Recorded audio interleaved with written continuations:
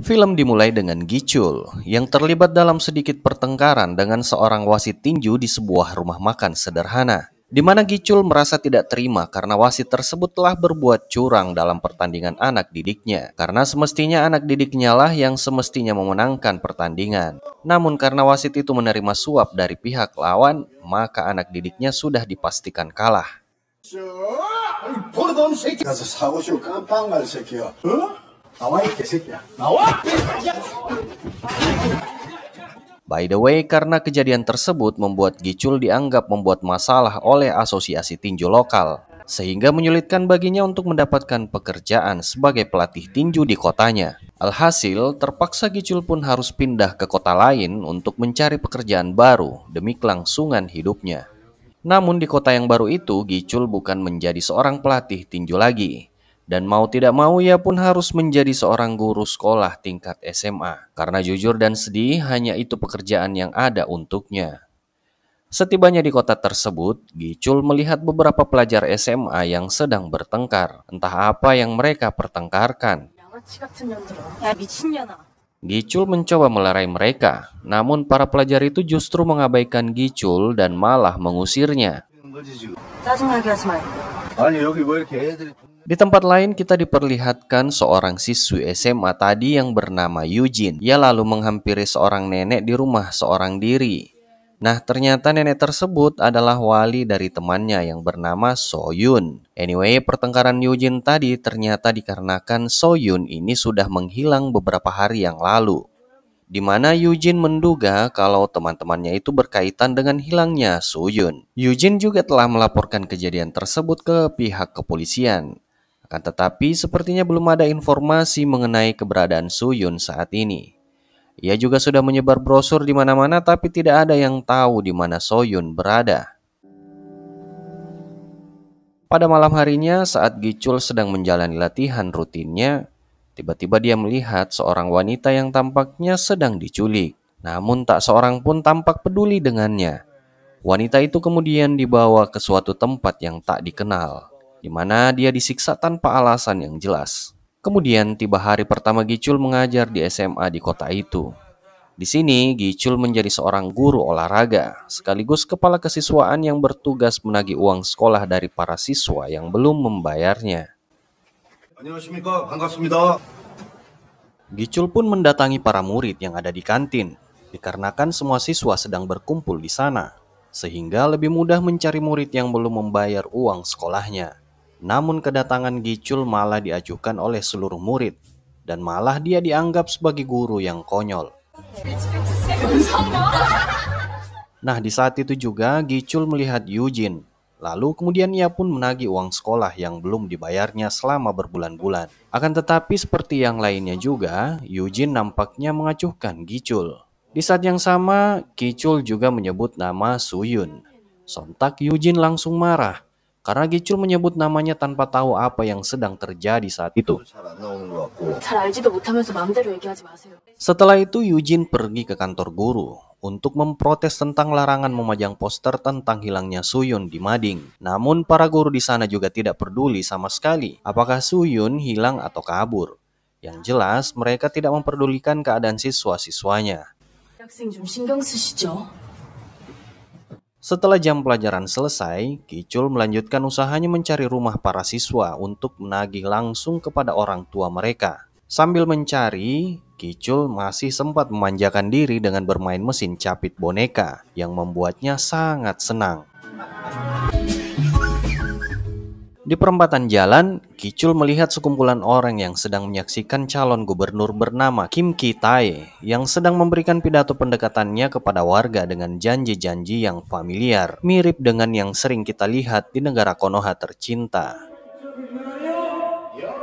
Sementara itu Eugene terus mencari kemana mungkin Soyun telah pergi setelah menghilang selama berhari-hari. Akhirnya, Eugene menemukan tempat di mana Soyun biasanya bekerja, yang tampak seperti sebuah bar. Dia nekat masuk dari pintu belakang, dan untunglah pada saat itu Gicul tidak sengaja melihatnya. Tanpa ragu dan tanpa sedikit pun rasa takut, Eugene bertanya tentang Soyun kepada para staf yang ada di tempat tersebut. Nah, ada salah satu staf yang melihat foto Soyun yang sepertinya mengetahui tentang Suyun, tetapi menggunakan nama samaran yaitu Sailing. Staf tersebut kemudian mengusir Yujin dari tempat itu. Tetapi Yujin malah langsung mencari Suyun dan langsung naik ke lantai atas. Beruntung Kichul mengikuti Yujin masuk ke tempat itu dan berhasil mengejarnya sebelum para staf menyeretnya. 미안, 학생인데 너 내가 데려갈 거니까 나갈 거니까. Akan tetapi setelah diselamatkan oleh Kichul, Yujin malah merasa bahwa Kichul menghalanginya untuk menemukan Suyun. Kichul pun lalu sedikit menasehati Yujin demi keselamatannya. Pada saat itu, seorang wanita yang bekerja di sana keluar dari tempat tersebut. Lalu mereka bertanya tentang Suyun padanya. Namun wanita itu mengaku bahwa ia tidak tahu apa-apa dan menyarankan mereka untuk menanyakan langsung kepada seorang wanita yang bernama Madam Isyu. Hingga larut malam, Kichul pun mencoba mengantarkan Yujin pulang ke rumahnya dengan selamat. Akan tetapi Yujin masih terlihat bersikap angkuh terhadap Kichul yang telah membantu dan menyelamatkannya. Yujin bahkan tidak mau diantar pulang dan memintanya untuk diturunkan di tengah jalan. Jadi apa boleh buat, Kichul pun membiarkannya pulang sendirian. Pada saat Yujin sedang berjalan sendirian di bawah jembatan, tiba-tiba terlihat mobil yang mencurigakan, yang sepertinya sedang mengikutinya. Dan benar saja orang dari mobil itu pun langsung turun dan mengejar Yujin dan menyekapnya.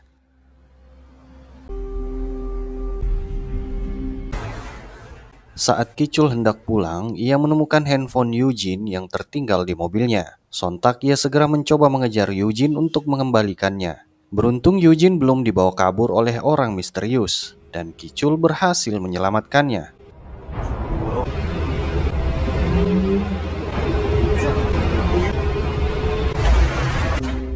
Nah, di rumah sakit, para polisi telah tiba karena Kichul telah melaporkan kejadian yang menimpa Yujin. Akan tetapi nampaknya para polisi seakan tidak peduli dengan kasus penculikan tersebut. Bahkan mereka mengelak ketika ditanya tentang kasus Suyun yang sebelumnya sudah dilaporkan oleh Yujin beberapa waktu yang lalu. Kichul yang curiga mulai bertanya kepada temannya yang juga seorang polisi. Temannya itu mengungkapkan bahwa semenjak masa pemilu, orang-orang telah menjadi bungkam terhadap kasus penculikan seperti ini. Entah apa sebabnya, ia pun tidak bisa memberikan alasan yang jelas. Kichul yang tidak menyerah memutuskan untuk meminta surat persetujuan dari wali Suyun untuk membuat laporan atas hilangnya Suyun. Akan tetapi, teman Kichul yang seorang polisi pun sepertinya enggan menyetujui laporan tersebut. Karena kepedulian Kichul terhadap nasib Suyun yang begitu besar, ia kemudian bertanya kepada wali kelas Suyun. Alhasil ternyata tidak hanya polisi, tetapi juga wali kelas dan guru-guru di sekolah tersebut seolah-olah menjadi bungkam dan tidak peduli dengan nasib para murid mereka.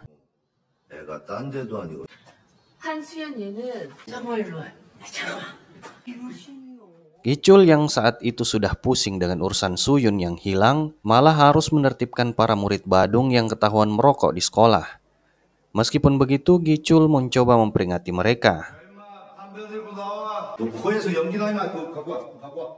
Nah, di saat itulah tanpa sengaja di toilet wanita, Kichul menemukan sebuah kamera kecil yang sepertinya sengaja disimpan di sana. Nah, ketika diselidiki ternyata kamera tersebut milik salah satu guru di sekolah yang bernama Kim.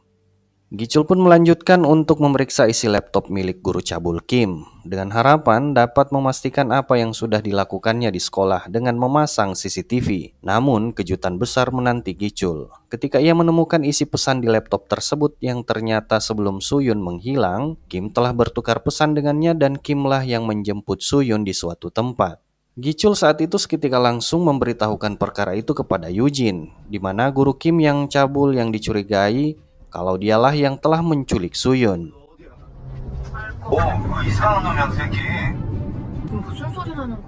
Namun sayang, Yujin yang sudah ada bersama Kim tidak bisa berbuat apa-apa, hanya bisa memberitahukan tujuan mereka kepada Kichul. Karena Yujin yang sangat penasaran, ia pun tanpa basa-basi langsung bertanya kepada Kim, apakah benar dia yang telah menjemput Suyun di malam sebelum ia menghilang. Karena tidak tahan dengan pertanyaan itu, Kim pun langsung membungkam Eugene. 수연이랑 같이 Eugene yang saat itu sudah disekap oleh guru mesum itu pun tidak bisa berbuat apa-apa.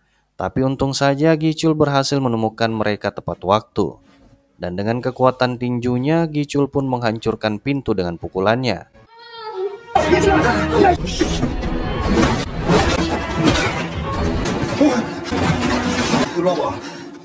Gichul lantas meminta penjelasan dari Kim, mengapa ia melakukan semua ini dan mengapa ia menculik Suyun. Namun, Kim mengatakan bahwa ia tidak pernah menculik Suyun. Ia mengakui bahwa benar ia yang menjemput Suyun di malam itu. Namun di tengah jalan ia lalu meninggalkan Suyun seorang diri atas permintaan Suyun sendiri. Karena Kim yang merasa khawatir memutuskan untuk kembali ke tempat di mana ia meninggalkan Suyun. Namun sayangnya Suyun sudah tidak ada di sana. Kim hanya mendapatkan handphone Suyun yang sudah tergeletak di sebuah ruangan di tempat itu. 저도 그날 그걸 나보고 믿으라고? 라고요. 저 진짜 솔직히 말씀드렸어요. Tiba-tiba polisi pun sudah berada di rumah Kim untuk menjemputnya.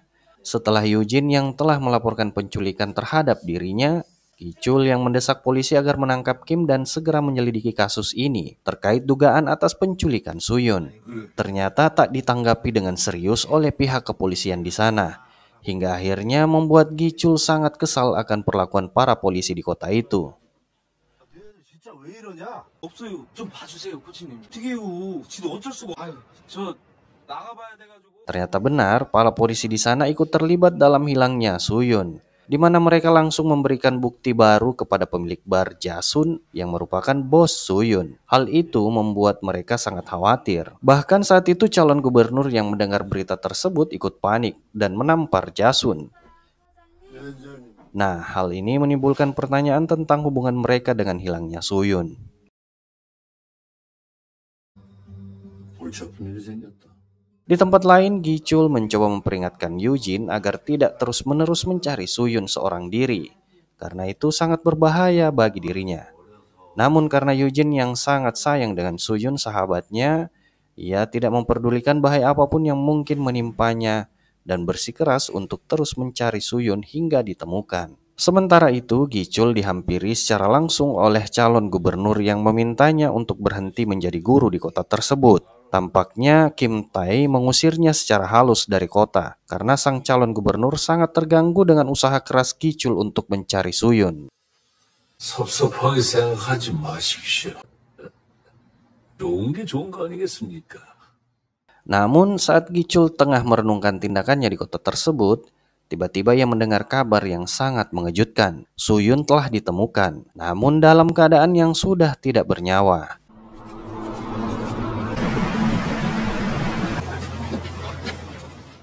Eugene yang mendengar berita itu tak kuasa menahan air matanya karena kehilangan sahabat sejatinya dalam keadaan yang sangat menyedihkan.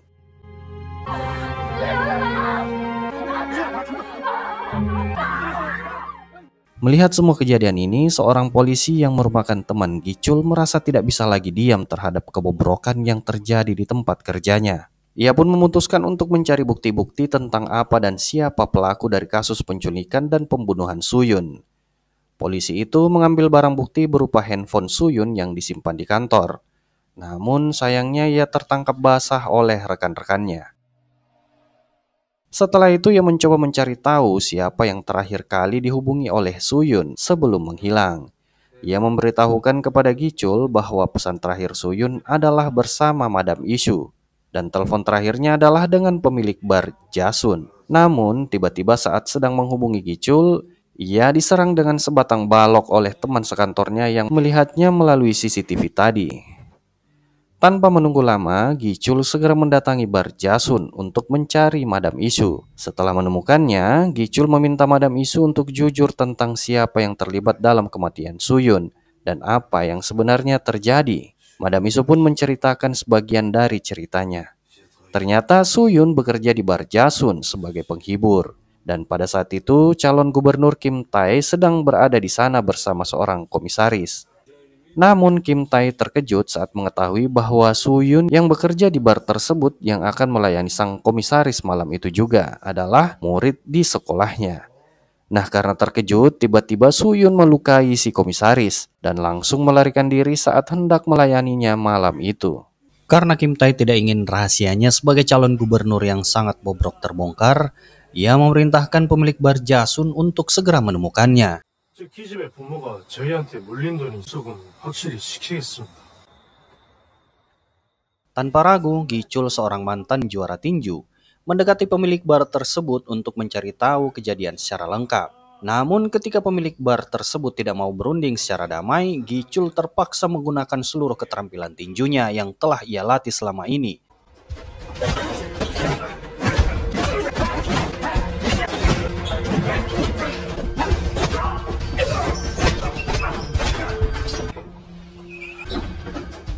Setelah pemilik bar itu tak berdaya, ia mengakui bahwa mereka bukanlah pelaku penculikan dan pembunuhan Suyun.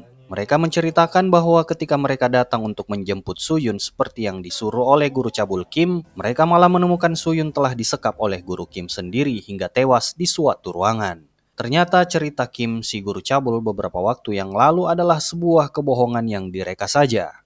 Setelah dari bar Jasun, polisi sahabat Gichul tadi yang sudah siuman pun lalu menelponnya dan memberitahukan bahwa Kim guru cabul itu ternyata telah dibebaskan dari penjara, di mana Kim telah berhasil menculik Yujin dan membawanya ke suatu tempat untuk memuaskan nafsu beraknya. 아빠 같은 사람들하고 정말 다른 사람들 그래. 하지 마, 미친놈아.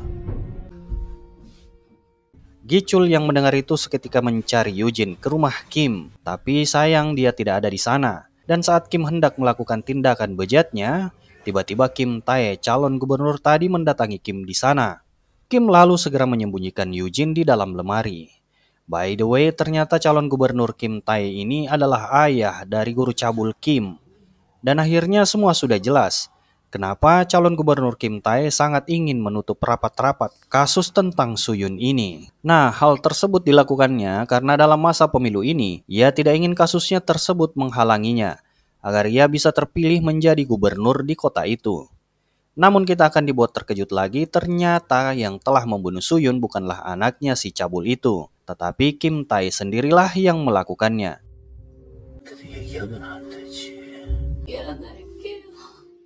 Di mana Kim Tae tidak bisa membiarkan Suyun yang dikhawatirkannya akan membuka kebejatannya pada warganya. Itulah kenapa Kim Tae pun membunuh Suyun agar karirnya bisa mulus untuk terpilih menjadi gubernur di kota itu. Setelah puas ia memukuli anaknya, Kim Tae pergi dari tempat tersebut. Sementara itu Kim, guru cabul, melanjutkan niat jahatnya terhadap Yujin. Yujin yang sudah tidak memiliki tempat untuk lari sudah pasrah saja pada kejadian itu. Namun Gichul tiba tepat waktu dan berhasil menemukan lokasi Yujin. Dan tanpa basa-basi, Gichul langsung menghantam Kim si guru cabul dengan pukulan Saitamanya hingga ia keok.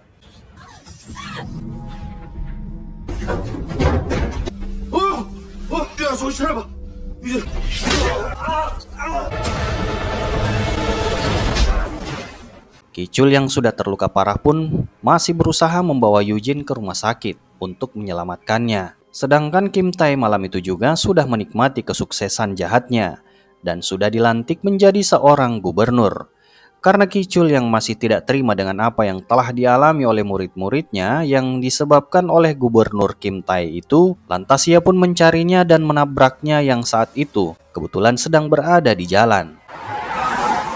Gichul yang memandangi Kim yang saat itu, yang seolah-olah merasa tak berdosa dan bangga akan dirinya yang sudah menjadi gubernur karena perbuatan kejinya itu, dengan tatapan yang sangat tajam, lantas Gichul pun langsung memberi pelajaran kepada gubernur Kim.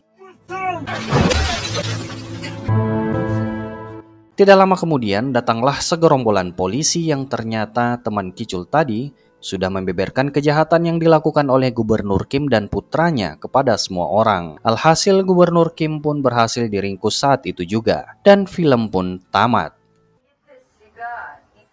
Nah, jika kalian suka dengan alur cerita tadi, jangan lupa subscribe, like, dan komen. See you and bye-bye.